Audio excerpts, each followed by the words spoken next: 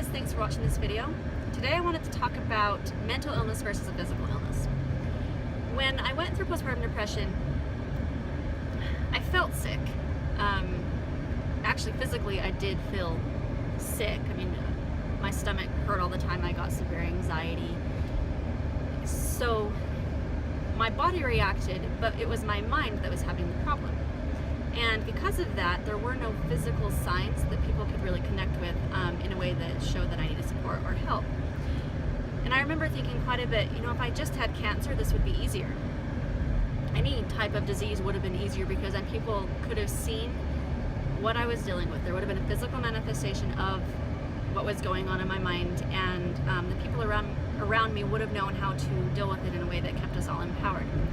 But as it was with the postpartum, there were a few people in my life that had gone through it themselves that reached out, or like my mom, she just knew everything about me, and so we were already connected that way.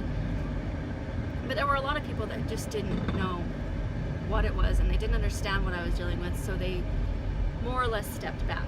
And some of these people were really close to me, and to have them stepping back when I felt like I needed them to step in was a really difficult experience. It was like leaving a cancer patient with no help, or you're there laying on their bed in the hospital and you say, well, you're gonna be fine, and walk away. You would never do that. But that's a common experience for people that are dealing with depression, not just postpartum, but depression of any sort. So I want to touch on that today because though it is a mental illness and it's in the mind, it's not one of those things you can just turn off. And I think that's a misunderstood concept for people that have never had the experience of any form of mental illness. You can't turn it off. You can't just one day decide you're not going to be depressed and actually have it change. You can make that decision and take actions that will change it, yes, but it's not going to change overnight unless you start getting some things complete in your life. So if you're dealing with any form of mental illness, just know that there are people out there that know what you're experiencing, they know what you're going through, and they are there to support you.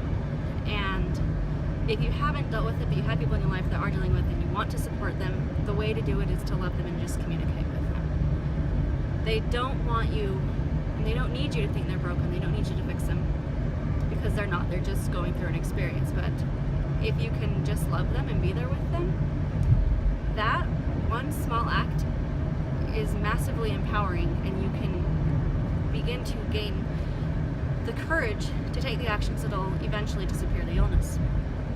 I know for me, one of the most empowering things my husband did, and this was after months, he finally came to me and he said, regardless of what you're going through and where you're at, whatever you decide and whatever you do, I'm supporting you through it. That one sentence, that one conversation unlocked something in me, and I felt like I could breathe for the first time in months, because I finally got that he supported me even if he didn't understand it. So that's what I want to leave you with. If you have any form of mental illness, whether it's depression or anything else, A, you're not alone. B, the people in your life, they can support you, and it's just done through conversations and love. So we're all in this together, and I'm here to support and just be a space where people can get freedom and healing for themselves through these experiences. So thank you for watching, and I will talk to you guys later.